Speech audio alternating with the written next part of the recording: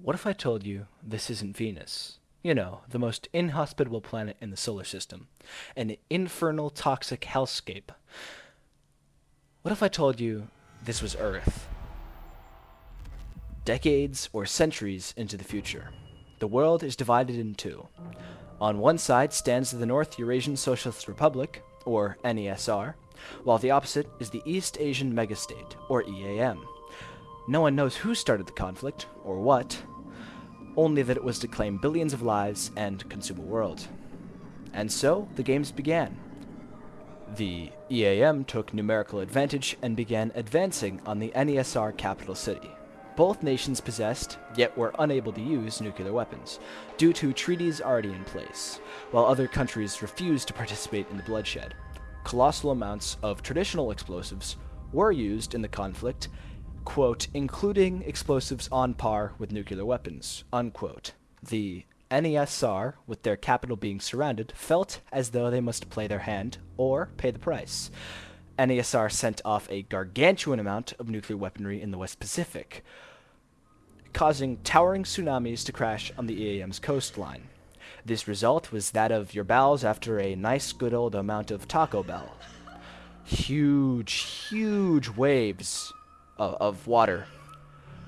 The move costed the EAM trillions of dollars worth of infrastructure and millions of dead citizens, crippling their economy.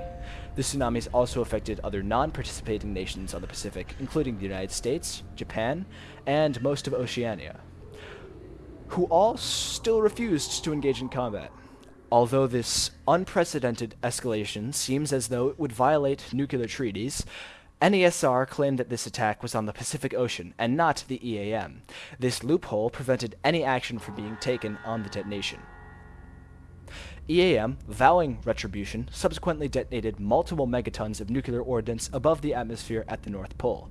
The blast, while seemingly ineffectual, initiated a monstrous electromagnetic pulse, or EMP for short, which radiated out of the North Pole, disabling the entire Northern Hemisphere's power grid. The EAM utilized the same loophole the NESR did, therefore rendering them immune to any sanctions. The EMP's devastating effects allowed the EAM to occupy and capture the NESR capital. Little did they know this move would cause untold amounts of lives to be lost and, well, a planet killed. The NESR, now on the brink of capitulation after their capital's capture, carried out their contingency plan. A dead hand to melt the ice caps by reducing their albedo with a coating of ash. Albedo is essentially how much heat a surface reflects. For example, a surface with very low albedo, like the ice caps after the ash dusting, would heat up quite quickly, as it absorbs a larger portion of its heat than a material with a high albedo. This ash dusting caused the ice caps to begin melting, decreasing their albedo, which led to a positive feedback loop. In the end, the ice caps completely liquefied, causing a drastic rise in the sea levels. The NESR was only marginally affected with the rapid increase of water, as they were on higher ground and primarily inland. The EAM, however, were not so lucky. China's entire eastern sea line was submerged, along with every other nation on Earth, suffering hundreds of trillions of dollars in damage. Every coastal city on the planet was flooded with seawater, causing untold deaths, and the destruction of buildings and infrastructure. With the world and the EAM in shock from the disaster, the NESR rallied their forces and retook their capital in the chaos. Most of the world was in ruin, and each and every nation's goal was now the same: to survive. However, the NESR and the EAM were locked in a death spiral, each determined to annihilate the other. The EAM could not tolerate being humiliated in front of a, mostly deceased international community. So, they decided that if they were going to go down, they were going to bring the entire world with them. The EAM had stakes in several of the major asteroid mining companies at the time, and a single rock was expertly diverted to impact the heart of the NESR. The meteor plummeted through the atmosphere, the nation's asteroid defense grids powerless to stop it ever since the EMP. It obliterated the NESR, leaving the region permanently uninhabitable for millennia. The asteroid wasn't big enough to affect the EAM in any major way, although earthquakes and other natural disasters followed the impact. The EAM had won, but at what cost?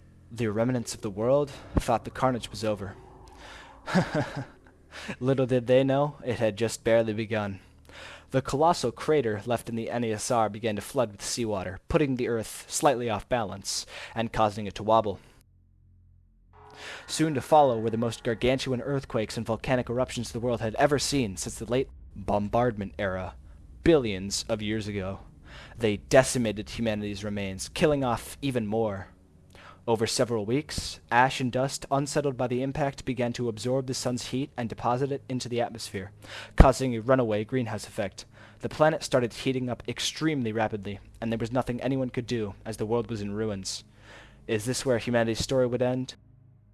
There were 6 skyhooks remaining in orbit, owned by the United States, Japan, India, and Pakistan. Skyhooks are essentially an efficient method of getting stuff into the upper atmosphere of Earth to orbit.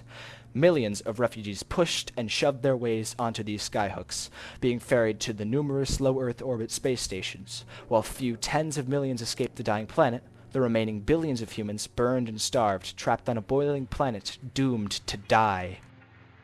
As the children of a dead Earth, it's the title, colonized the solar system, Earth turned into a second Venus. The great oceans boiled away, cities eroded, and every species went extinct. Now, all that's left of mankind's eternal cradle is a scorched reminder of humanity's arrogance and scorn.